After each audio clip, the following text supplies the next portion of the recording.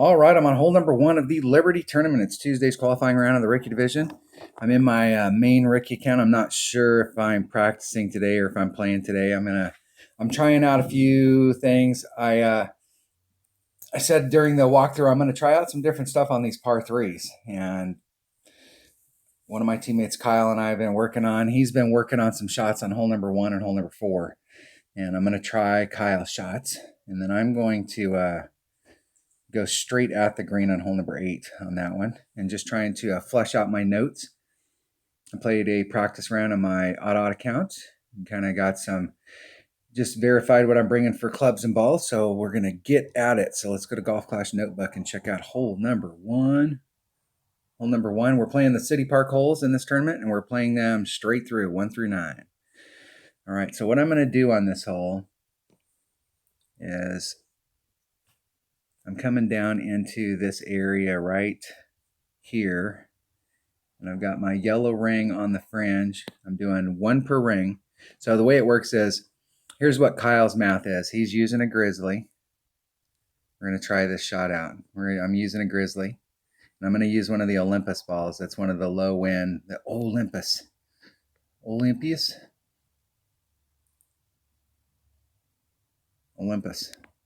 Yeah, I can't spell. And he's doing it at 1.1 per ring with a 10% wind adjustment. So the way that math would work is, let's say it was a 2-mile-an-hour wind. You'd go 1.1 times 2 divided by 1.1. So the 1.1s cancel each other out. So it just becomes a 1 for 1. So if the wind's 3.2, I'm going to move 3.2 rings. That's the way he's doing his math on this. So I'm gonna match up. He's hit 4 hole-in-ones in a row on this hole. So we'll see. We'll see. I tried it in my 99 account. I didn't hit it perfect, but it's right there. It's right there. So what I didn't see on his was how much spin he was putting on it. So it looked like it was like 4-ish, maybe 4 or 5 backspin. So you're going to need a club that's got a little bit of backspin. A big dog Saturn. I think with the distance, with the Grizzly, it's at like 126. So if you have a lower level Saturn, it's only hitting like 120. So you may have a distance issue with a 1 power ball, and you may have to bring a 2 power ball, but I'm not sure.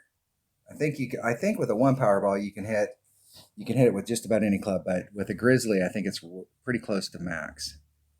Pretty close. We'll see. Well, let's go check it out. Let's just go pick the clubs and go out there and do it. We're trying it out. It's no big deal. Grizzly should be in multiple bags. I'm going to try one of those Olympus balls. Olympus. Learn how to spell. That's why we have spell check. All right. So it's just straight up. 1 per ring, no extra.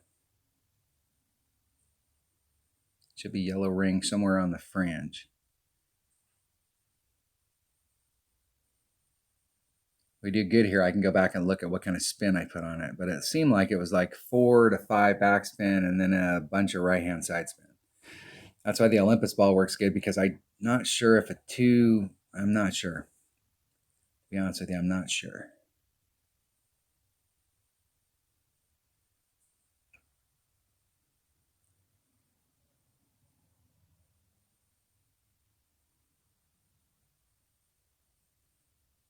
So 4.7. Just doing a straight up. The backbone at that level, I think that was a level 7. Maybe 1.4 per ring, somewhere in that neighborhood.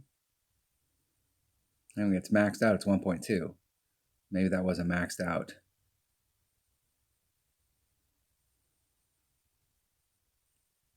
It didn't look like they pulled. Well, maybe.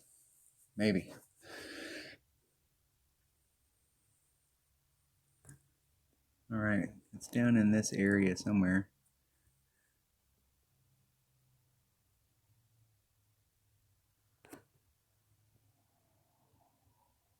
Just doing a straight up 1 for 1, 2.6 rings. So let's get out here on my white ring. I can see what's going on. There's 1, there's 2, 6.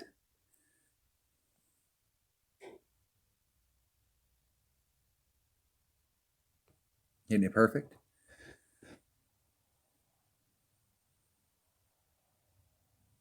Almost in the cup. So that shot works. I'm not sure where I was at right there as far as I'll have to go back and watch the video to see where I set that up. It seemed like it took a little bit of a weird bounce right off the top. I might need to go a little bit more to the left, put a little bit more side spin on it. I'll have to go back and look at that, but I mean, that looked like it was pretty dang close. I'll have to analyze it, go back and look at it. I'm trying something different on these because I've had some success with the backspin stuff, but it's like maybe one time in a tournament, one or maybe 2 times in a tournament, I'll catch it with one of the backspin shots. But if I could try and standardize it and give myself a better shot than 1 in 5, right now it's like, let's just say it's 20% of the time I make a hole in one on there when I'm really trying and I bring all the right stuff. If I could raise that to 40%, or even dare we say 60%. Now it's the same exact shot on this hole. I'm going to try this. I'm going to try this shot. So here we're doing a rough bump. Same exact setup. I'm doing 0.9 per ring, plus 10%. Maximum left-hand side spin, 2 top spin. So it's the wind divided by 0.9 times 1.1. So it's 1.1 times the wind divided by 1.9. Same exact ball, same exact setup. So I'm gonna practice it. I've tried this rough bump several times, and I like it. But making sure that you set your top spin and your side spin up the same so you're in the same spot every time is key. So it's 2.4 equals divided by 0.9. It's 2.93 rings, and it's 2 top spin maximum left hand.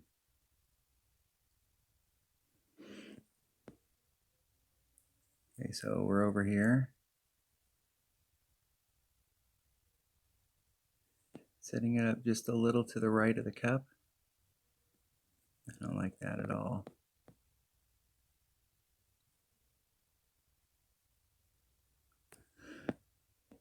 .9 rings.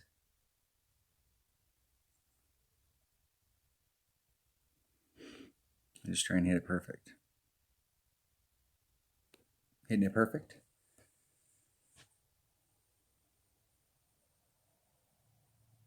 In the hole.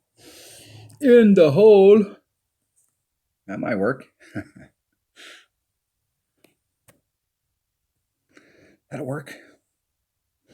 So that's the shot that I'm going to be taking on hole number 4. So those are the shots. Kyle and I have been on the phone like 3 or 4 times today talking about these shots and trying to get something dialed in. That's the thing on these par 3s is there's tons of different ways to go at them. And if somebody shows you the shot and they go, yeah, this is the shot, what you need to know is like, okay, what club are you using? And what numbers are you using for your wind? So like, what are you using? Oh, I'm at mid club. Well, what do you use for mid club?